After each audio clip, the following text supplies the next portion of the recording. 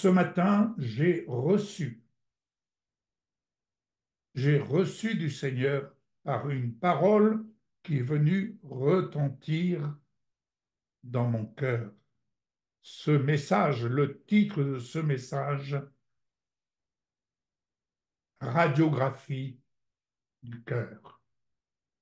Ce matin, le Seigneur frappe à la porte de notre cœur et il frappe à la porte des cœurs de ceux qui accepteront d'écouter ce qui va être dit, partagé.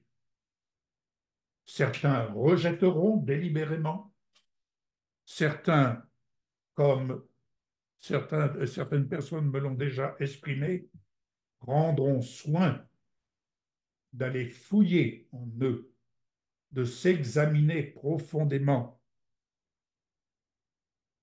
pour comprendre, réaliser que Dieu les aime et que Dieu est leur secours. Les combats, les difficultés, bien aimés, on regarde tellement à l'extérieur qu'on oublie l'important. C'est de notre cœur, dans notre cœur, que cela se passe. Si vous roulez avec une voiture sans examiner le niveau d'huile dans le moteur, vous risquez de rencontrer des problèmes à un moment donné. On peut rouler, rouler, rouler, mais à un moment donné, il faut prendre le temps d'examiner son cœur. Et quand je dis examiner son cœur, de laisser la parole venir nous examiner. Et lorsque le Seigneur vient examiner notre cœur, c'est une façon pour lui de venir faire une mise à jour pour nous aider à progresser de gloire en gloire. Alléluia. Amen. Alors, prenez votre Bible, nous allons travailler ensemble. Radiographie du cœur, de notre cœur. Seigneur, je te remercie parce que c'est toi qui, par ta parole, viens opérer cette radiographie du cœur de chacun de nous, afin que vraiment nous puissions entendre de toi et aller de l'avant, puisque en introduction, nous avons bien entendu que tu frappes à la porte de notre cœur. Alors nous te disons, Seigneur, viens au milieu de nous, entre, prends place au milieu de nous. C'est nous qui venons vers toi et heureux sommes-nous de t'accueillir. Au nom de Jésus, Père, merci. Quelqu'un prend Deutéronome 30, verset 6. Quelqu'un d'autre prend Psaume 73, verset 28. Quelqu'un d'autre prend 57, verset 8. Une autre personne prend Première épître de Jean, chapitre 3, verset 20, et Psaume 37, verset 31, et Psaume 7, verset 11. Alors, qui veut commencer avec Deutéronome 30, verset 6? Le Seigneur votre Dieu lui-même purifiera votre cœur et celui de vos descendants pour que vous l'aimiez de tout votre cœur et de toute votre âme et qu'ainsi vous puissiez vivre. Alors, la version que j'ai, version seconde, l'Éternel ton Dieu circoncira ton cœur et celui de ta descendance, et tu aimeras l'Éternel ton Dieu de tout ton cœur et de toute ton âme, afin de vivre. Amen. Alléluia. Psaume, alors 73, verset 28. Pour moi, m'approcher de Dieu, c'est mon bien. Je place mon refuge dans le Seigneur l'Éternel, afin de raconter toutes tes œuvres. Alléluia. Donc, le cœur circoncis, nous nous approchons, nous nous approchons, nous nous approchons du cœur de Dieu. Psaume 57, verset 8. Mon cœur est rassuré, ô Dieu, mon cœur est rassuré, je chanterai, je ferai retentir mes instruments. Lorsqu'on s'approche du cœur de Dieu, notre cœur est rassuré. Alléluia. Notre cœur est rassuré. Donc, en lisant, en écoutant la parole, prenez bien conscience que le Seigneur, c'est la parole, et la parole opère une radiographie. Donc, vous devez savoir, vous devez vous rendre compte où vous en êtes. Prenez conscience également, nous ne sommes pas là pour vivre sous une espèce d'épée de Damoclès. Nous sommes là pour faire une radiographie. Lorsqu'un cœur est malade, on fait une radiographie du cœur et on lui apporte les remèdes pour que les battements du cœur, le rythme cardiaque, puisse vraiment garder son rythme. Eh bien, c'est exactement la même chose dans notre relation avec le Père et entrer dans le cœur du Père. Nous avons besoin d'entrer dans le cœur du Père. On peut avoir beaucoup de paroles dans la bouche, mais ce qui importe, c'est le cœur du Père. Alléluia. 1 Jean 3, 20. En effet, même si notre cœur nous condamne, Dieu est plus grand que notre cœur et il connaît tout. Alléluia. Si notre cœur nous condamne, Dieu est plus grand que notre cœur.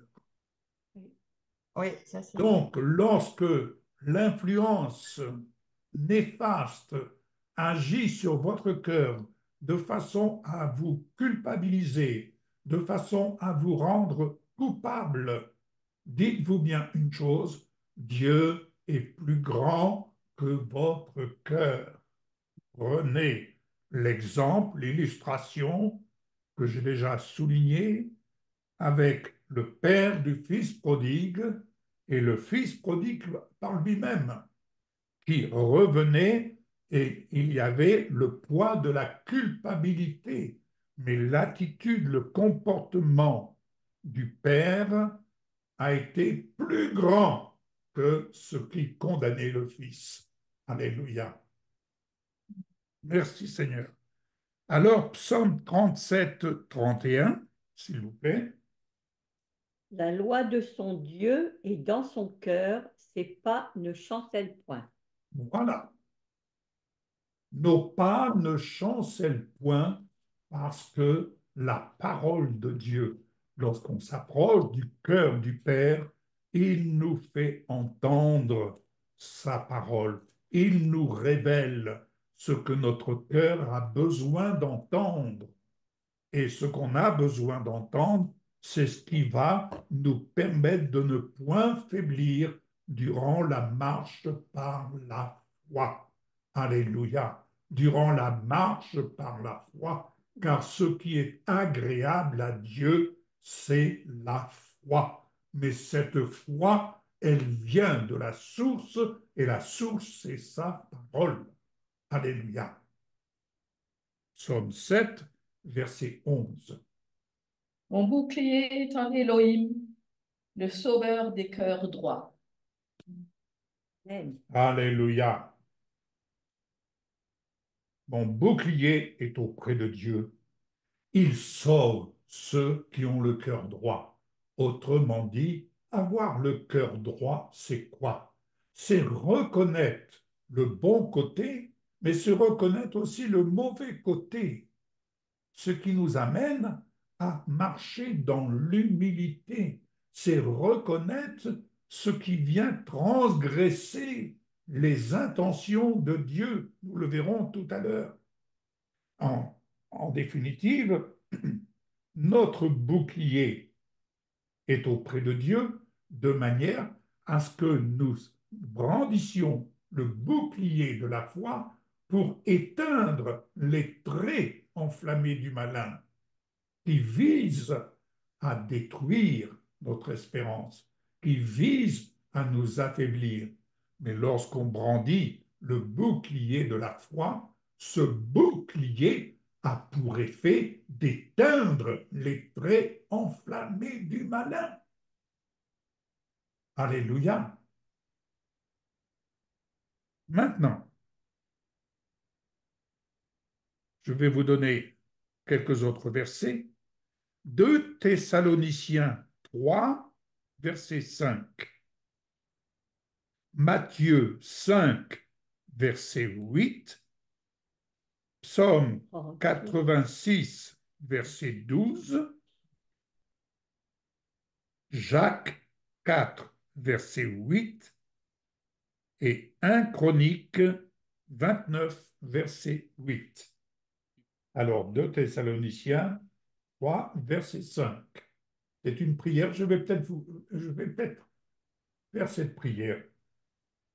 Que le Seigneur dirige votre cœur, qu'il dirige votre cœur vers l'amour de Dieu et vers la patience de Christ. Qu'il dirige votre cœur, qu'il dirige mon cœur vers l'amour de Dieu et vers la patience de Christ. Alléluia. Alors Matthieu 5, verset 8. Heureux ceux qui ont le cœur pur, car ils verront Dieu.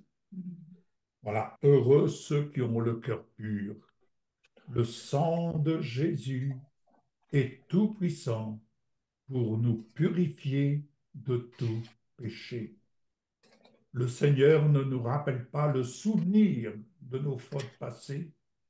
Il nous amène à prendre en compte que si notre cœur, l'adversaire se charge de déposer une condamnation sur notre cœur, Dieu est plus grand que notre cœur. C'est pourquoi nous devons rechercher à nous approcher du cœur de Dieu afin de vivre au bénéfice de la plénitude de son amour. N'oubliez pas, nous sommes comme héritiers. Tu es héritier. Amen. Tu es héritier des promesses de notre Père. Si dans l'extérieur, lorsque tu vas dans ce monde, de l'extérieur, l'adversaire se charge de te pointer du doigt, n'oublie pas que tu es héritier et que ce qui te condamne, Dieu est plus grand que cela. Car en Jésus-Christ, il n'y a plus de condamnation. Il y a simplement la possibilité de changer d'attitude, de changer de comportement, de changer notre façon de penser. Et à cet égard, bien-aimés, à cet égard, je prendrai soin de vous ramener et de vous rappeler le message de notre sœur Valérie, n'est-ce pas? Devant qui vous prosternez-vous? N'oubliez pas que l'adversaire est très subtil pour nous amener à se prosterner devant lui lorsqu'il nous présente différents besoins. Quelle que soit la nature du besoin, il en fait une pierre d'achoppement. Non, on ne se prosterne pas devant nos besoins. Dieu connaît nos besoins. Ce qui nous importe, c'est que notre cœur s'approche du cœur de Dieu. Alléluia. Alléluia. Je ne saurais encore vous rappeler, au risque de me répéter, excusez-moi, mais vous savez, chemin faisant, il y a des choses que j'ai vécues hier, mais voilà maintenant que je les comprends, je comprends ce qui s'est passé dans ces rendez-vous que j'ai eus et dans toute épreuve. Dites-vous bien une chose, bien-aimés, dans toute épreuve, nous n'avons pas d'autre solution que de rechercher le cœur, de rechercher le cœur de Dieu.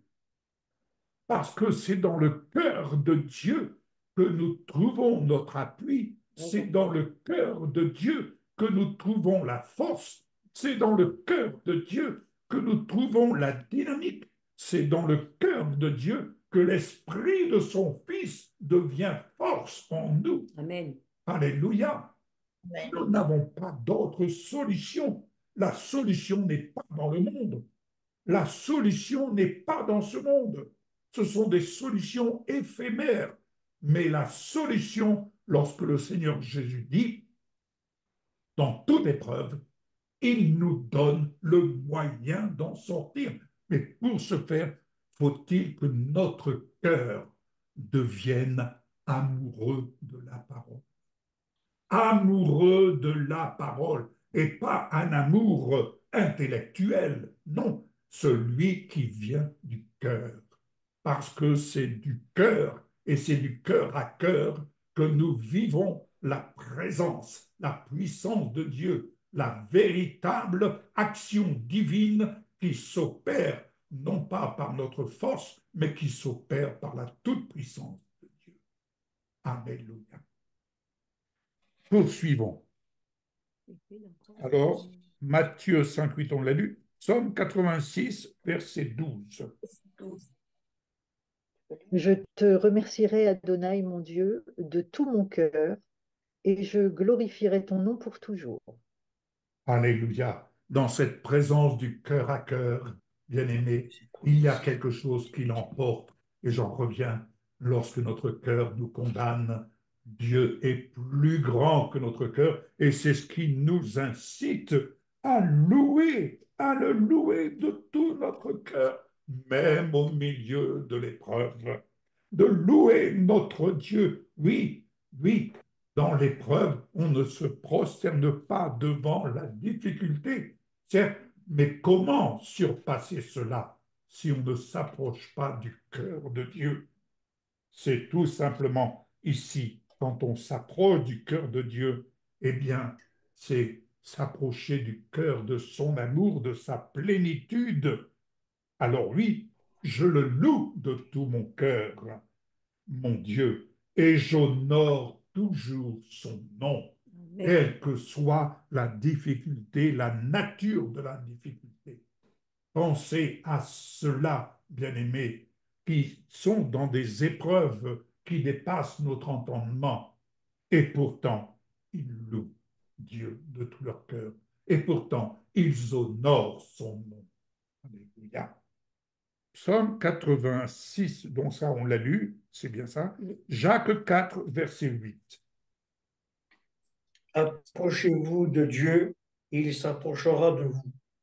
Nettoyez vous-même, pécheurs, purifiez vos cœurs, hommes irrésolus. Alléluia, alléluia, vous voyez, approchez-vous de Dieu. Chacun d'entre nous, nous n'avons pas d'autre solution que de nous approcher du cœur de Dieu. Nous sommes là à tourner en rond, à nous prosterner devant le problème, à rechercher des solutions, à demander, priez pour moi, priez pour moi.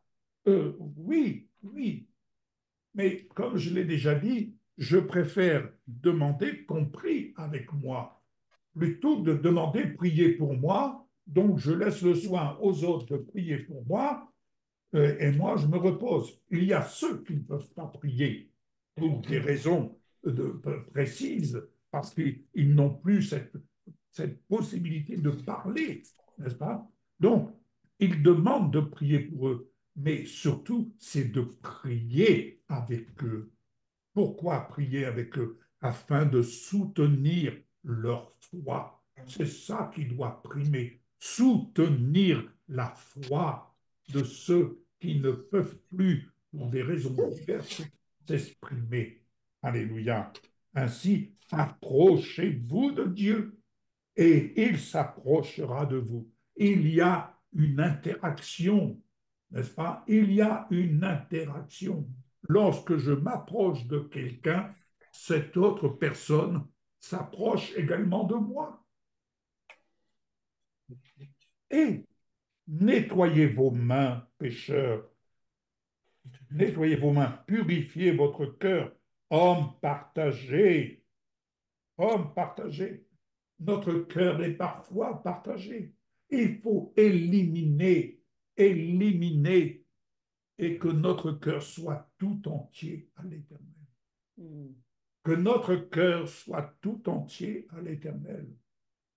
Bien-aimés, vous savez, on arrive à un âge, je dirais, c'est peut-être le meilleur. Ça me fait penser aux noces de Cana. Ils ont servi le meilleur vin à la fin des noces.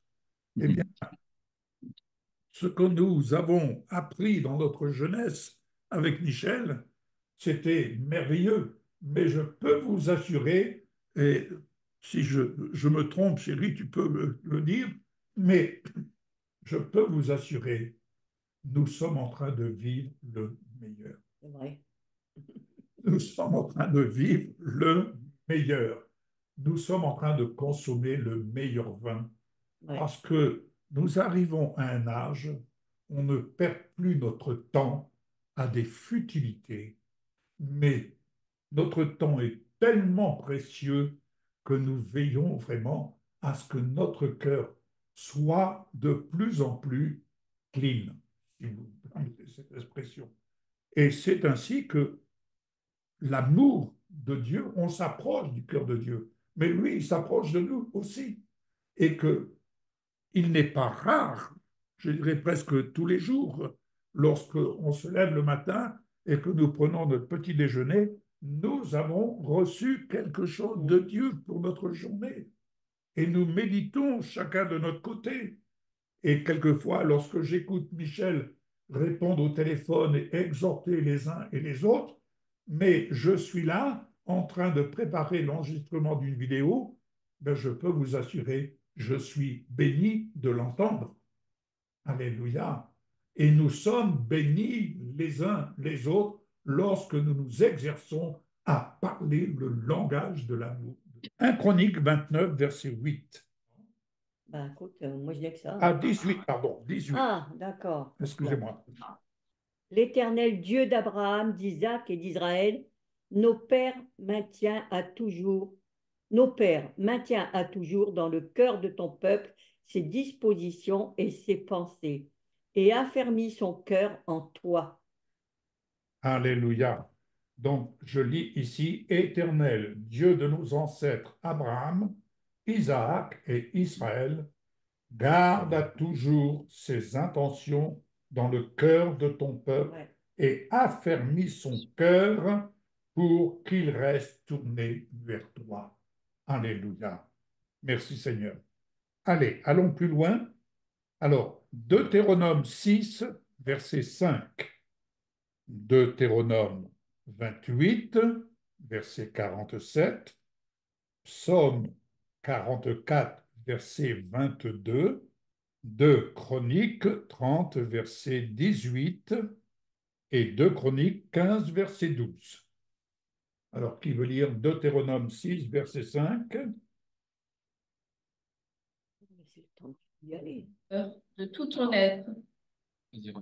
Tu aimeras Adonai, ton Elohim, de tout ton cœur, de tout ton être, de toute ton intensité. Alléluia. Donc, vous voyez, tu aimeras ton Dieu de tout ton cœur, de toute ton âme et de toute ta force. Donc, ça, c'est là, notre part. Tu aimeras, toi, tu aimeras. Alléluia. Et Deutéronome 28, verset 47. Deutéronome 28, Sinon, vous ne verset servez 47. pas le Seigneur votre Dieu avec joie et de tout votre cœur lorsque vous aurez de tout en abondance. C'était ça. Oui, Vous deviendrez les esclaves des ennemis que le Seigneur enverra contre vous. Vous aurez faim et soif, vous serez nus et privés de tout. voilà. S'il y a négligence, Ouais. je répète, s'il y a négligence pour n'avoir pas, au milieu de l'abondance générale, servi l'Éternel ton Dieu avec joie et de bon cœur, tu serviras au milieu de la faim, de la soif, de la nudité et des privations générales, etc. Donc, vous voyez la question, je reviens encore avec ce que notre bien-aimé nous a dit, devant qui vous prosternez-vous?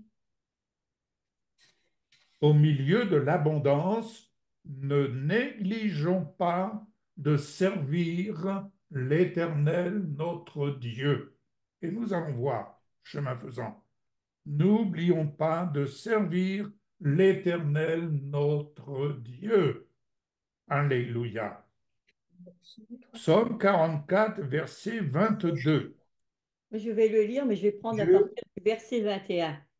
Si nous avions oublié le nom de notre Dieu et étendu nos mains vers un Dieu étranger, ce Dieu étranger peut être des problèmes. Dieu ne le saurait-il pas, lui qui connaît les secrets du cœur? 2 Chroniques 30, 18. Dieu connaît les secrets du cœur. Dieu connaît les secrets du cœur. Combien de fois ai-je entendu? On peut tromper les hommes, mais on ne trompe pas Dieu. C'est pourquoi nous devons veiller sur notre cœur plus que toute autre chose. Alléluia. 2 Chroniques 30, verset 18, s'il vous plaît. En effet, une grande partie des membres du peuple, et en particulier ceux d'Éphraïm, de Manassé, d'Isaacar et de Zabulon, ne s'étaient pas purifiés et ils mangèrent la Pâque, le repas de la Pâque, sans se conformer à ce qui était écrit. Mais Ézéchias pria pour eux en disant: Veuille Éternel, qui est bon, pardonner à tous ceux qui ont appliqué leur cœur à rechercher Dieu, l'Éternel, le Dieu de leurs ancêtres, même s'ils n'ont pas pratiqué la sainte purification. Voilà. En fait, s'appliquer le cœur à chercher, à rechercher Dieu, l'Éternel, le Dieu d'Abraham, le Dieu d'Isaac, le Dieu d'Israël, qui nous est révélé en la personne de son Fils Jésus. Nous devons rechercher inlassablement. Alors, 2 Chroniques 15, verset 12. ils prirent l'engagement de chercher l'Éternel, le Dieu de leur père, de tout leur cœur et de toute leur âme. Voilà. C'est un engagement. C'est pas quelque chose qui vient comme ça quand on a envie, selon nos humeurs. C'est un engagement. Et cet engagement, c'est l'engagement lorsqu'on reconnaît le témoignage de l'amour de Dieu manifesté dans l'œuvre de son Fils et faisant de toi un héritier, une héritière. Alléluia. Eh bien, nous ne pouvons que manifester notre engagement à faire fructifier, à faire progresser cet héritage. J'en reviens avec cette image, c'est une illustration, avec ce pot de moutarde à l'ancienne qui est rempli de graines de s'élever. Mais imaginez, n'est-ce pas, que votre cœur soit rempli de graines de s'élever. C'est là la part d'héritage que vous êtes en train d'accumuler dans votre cœur, dans votre vie, tandis que vous exercez à utiliser un grain de sénévé dans les moindres choses, c'est-à-dire vous mettez votre foi en action. En l'occurrence, on met sa foi en action pour aller semer dans des cœurs qui ne connaissent pas le Seigneur, par exemple, c'est-à-dire des cœurs qui sont en captivité. Et ces cœurs qui n'ont jamais entendu la parole, eh bien, il faut se dire une chose. Où passeront-elles, ces personnes, où passeront-elles l'éternité? Où passeront-elles l'éternité? Oui, l'évangile est annoncé. Alléluia. On veut le réveil en France, mais le réveil commence dans notre cœur, dans ton cœur. C'est là que commence le réveil. Ouais. Alléluia. C'est là que commence le réveil. N'attendons pas que les autres se réveillent, mais vivons notre réveil. Je vis mon réveil. Et mon combat, celui de la foi, c'est de me maintenir et de mettre tout en œuvre pour ensemencer, jeter notre pain à la surface des eaux. Et avec le temps, on le retrouvera. Alléluia. Amen. Poursuivons. Psaume 51, versets 12 et 19. Psaume 22, verset 37. Psaume 139, verset 23. Psaume 69, verset 33. Et Deutéronome 8, verset 5. Allez, qui veut lire le psaume 51, versets 12 et 19? Crée en moi un cœur pur, ô Dieu, renouvelle en moi un esprit résolu. Mon sacrifice à Dieu est un esprit brisé. Ô Dieu, tu ne repousseras pas un cœur brisé, châtié. Alléluia. Crée en moi un cœur pur, renouvelle en moi un esprit bien disposé. Ce sont des prières que l'on Oui, amen. que l'on exprime dès l'instant où on examine notre cœur. On n'est plus Dieu tu fais, où tu vois mon besoin, Dieu tu fais, où je demande au Seigneur, prenons le temps d'avoir une relation de cœur à cœur, car les sacrifices agréables à Dieu, c'est un esprit brisé. Dieu ne dédaigne pas un cœur brisé. Et le cœur brisé, ce n'est pas être dans la souffrance, c'est reconnaître que nous avons des manquements. Le cœur brisé, c'est reconnaître que nous avons des manquements, c'est reconnaître qu'il y a un but que nous voulons atteindre, que Dieu nous donne d'atteindre, par exemple. Ce n'est pas que nous voulons atteindre, il y a un but que Dieu nous donne d'atteindre, mais on désire tellement atteindre nos propres buts. On entend souvent réaliser nos propres rêves. Ben, mes rêves, nos rêves doivent passer après les désirs de Dieu. Le cas échéant, et n'oublions pas cette parole, fais de l'Éternel tes délices. Et comment faire les délices de l'Éternel si notre cœur n'est pas dans le cœur de Dieu? Et tu auras ce que ton cœur désire.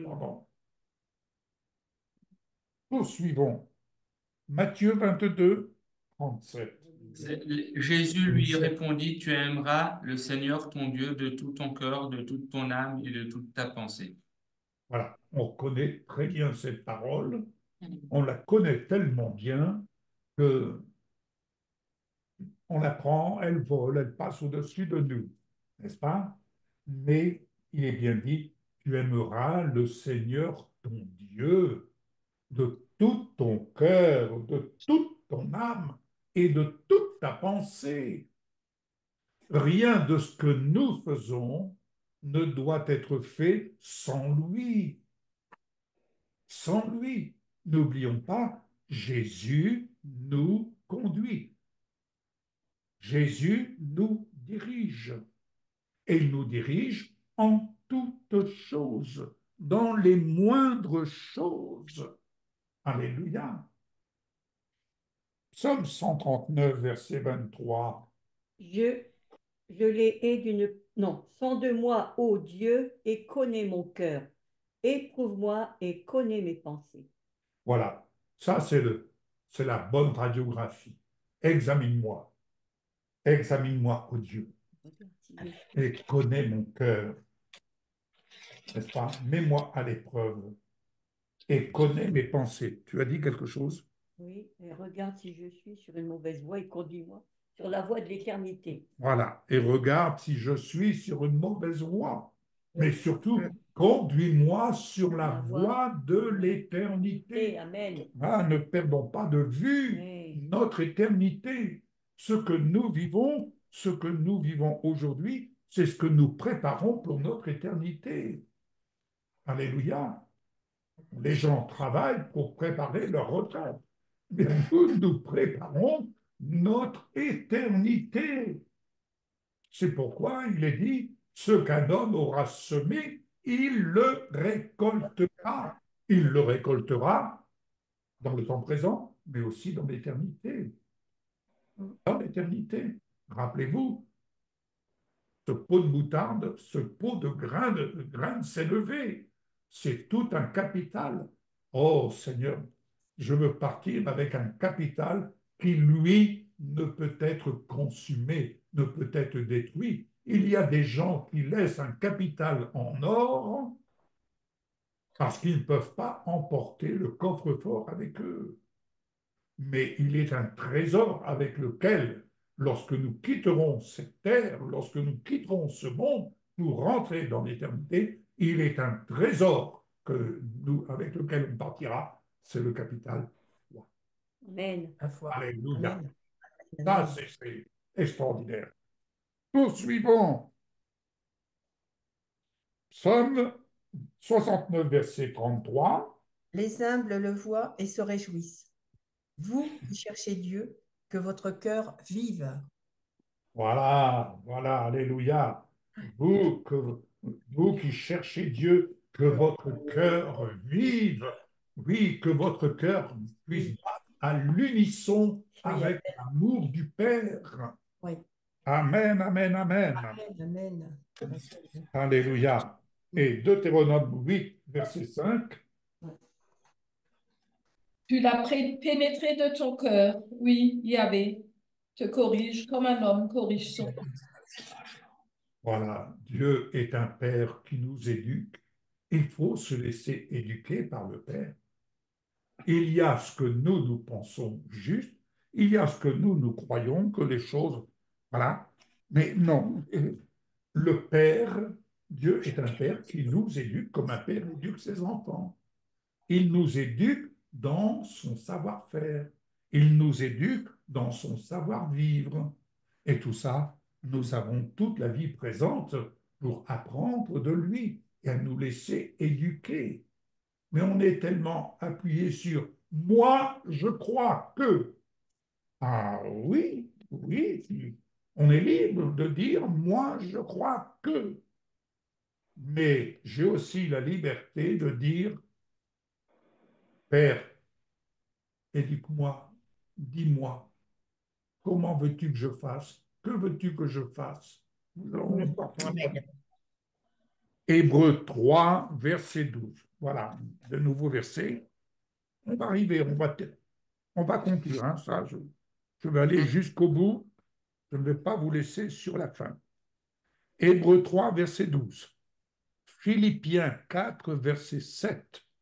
Josué 24, verset 23. Psaume 40, verset 9. Et Galates 4, verset 8. Prenez donc bien garde, mes frères, qu'il ne se trouve parmi vous quelqu'un qui se laisse détacher du Dieu vivant par l'incrédulité de son cœur mauvais. Voilà. Faites attention, frères et sœurs, qu'aucun de vous n'ait un cœur mauvais et incrédule. Un cœur mauvais et incrédule. Nous devons veiller à ne pas vivre dans l'incrédulité. Tout ce qui passe dans notre raisonnement est une chose. Autrement dit, les corbeaux, vous ne pouvez pas les empêcher de passer au-dessus de chez vous. Mais attention, ne les laissez pas, ces pensées obscures, venir faire leur nid dans votre tête, parce que votre cœur s'en trouverait infecté, affaibli. Donc, nous devons veiller à ce que notre cœur soit irrigué et non pas asséché.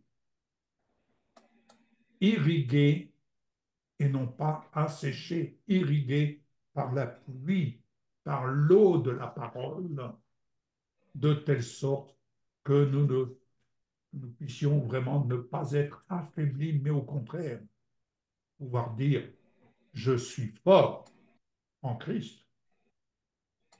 Je puis tout par celui qui me fortifie. Alléluia. Je peux affronter par celui qui me fortifie. Amen. Philippiens 4, verset 7. Et la paix de Dieu qui surpasse toute intelligence gardera vos cœurs et vos pensées en Jésus-Christ. Voilà. garder notre cœur et nos pensées en Jésus-Christ. C'est important. Et vous allez me dire, mais comment faire? De telle sorte qu'on ne se laisse pas absorber, on ne se laisse pas inonder, on ne se laisse pas, comment dirais-je, on ne se laisse pas envahir par les choses de ce monde. Tout le monde n'a pas la capacité de prêter l'oreille à ce qui se passe dans ce monde et de se placer devant le Seigneur, dire Seigneur, dans quel temps je vis? Dans quel temps je vis? Qu'est-ce que je dois prévoir afin de réaliser ton projet à toi? Car ce qui compte, ce n'est pas mon projet, mais c'est le projet de Dieu. Et le projet de Dieu, Amen. c'est qu'une multitude soit sauvée. Amen. Amen. Gloire à toi. J'aimerais juste le relire, ce verset, dans une autre version. Oui. Alors la paix de Dieu qui surpasse toute intelligence gardera votre cœur et vos pensées et les maintiendra dans la communion et sous la protection du Christ Jésus. Amen, amen, amen. Voilà, voilà. Gardez la connexion avec Jésus. C'est en lui que nous allons, on va le voir tout à l'heure, il y a un verset justement qui va faire suite à ça. Psaume 40, verset, non, Josué 24, verset 23. Ôtez donc les dieux étrangers qui sont au milieu de vous et tournez votre cœur vers l'Éternel, le Dieu Ah, d'Israël.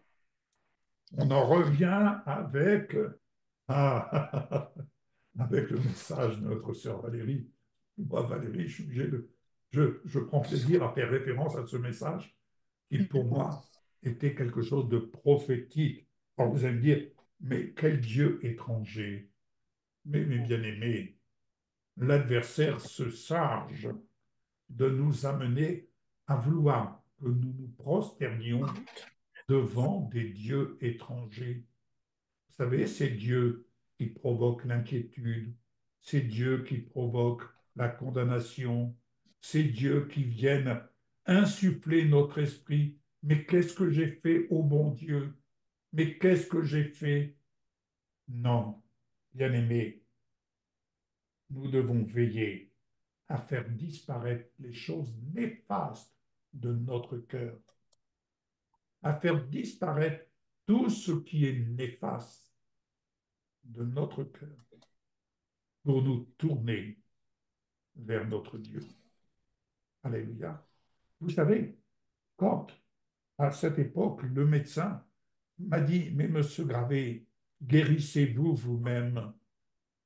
Vous savez, on peut se confier dans les médecins, et je ne dis pas que les médecins sont mauvais, je ne sais pas ce que je veux dire.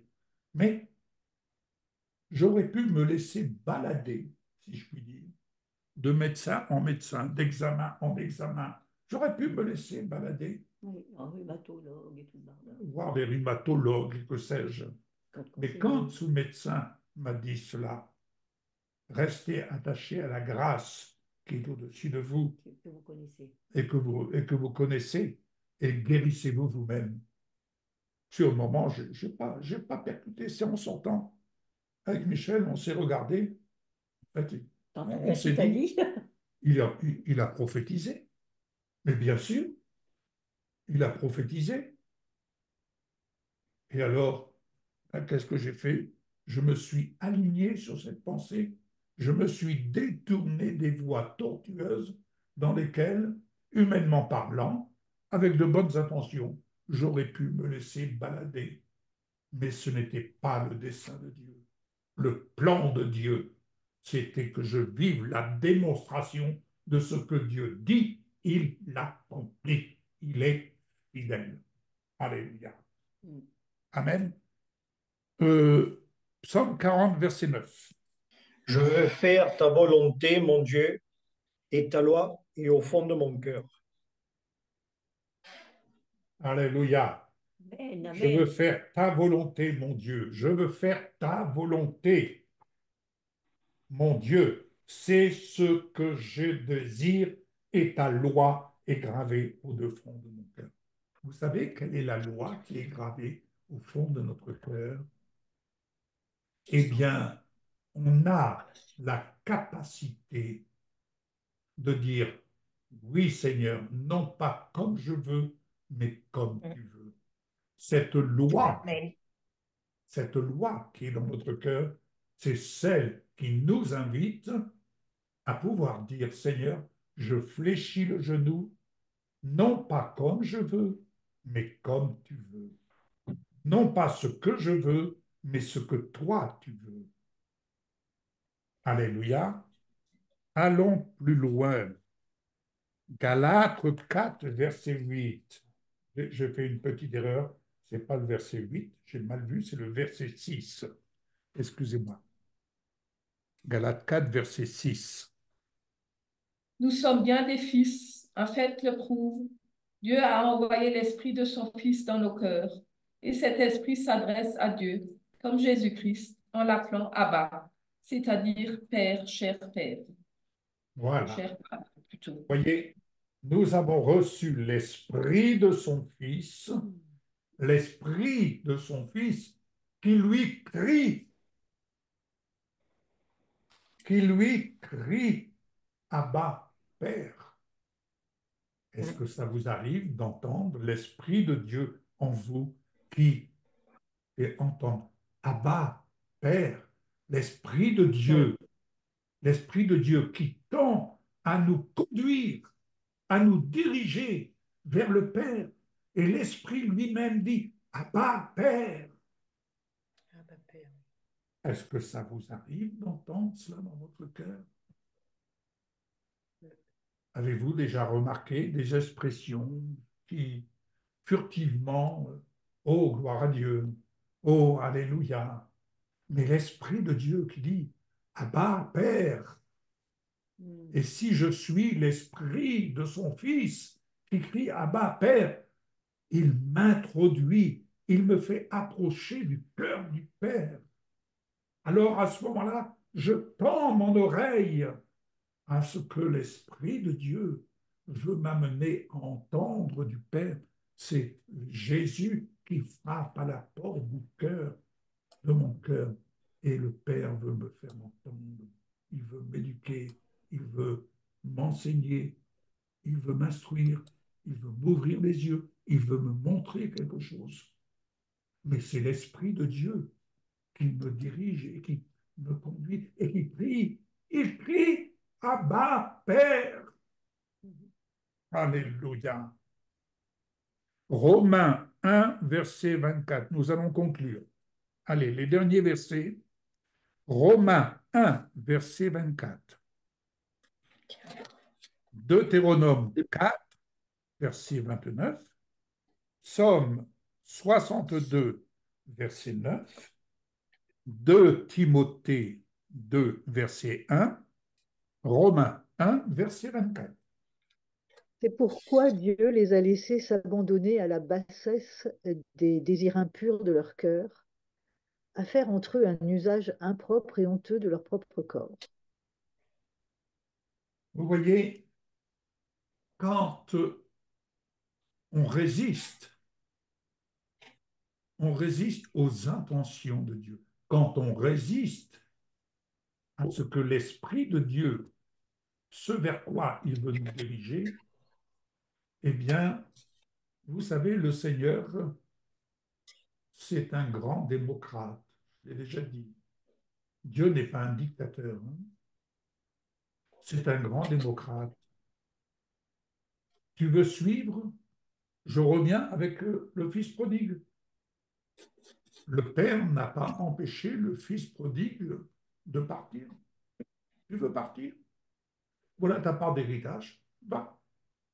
On aurait pu dire, ah, mais il ne faut pas laisser faire quand même. Pourquoi tu le laisses faire? Il va tout dilapider. Mais c'est ce qu'il désire, et bien qu'il aille.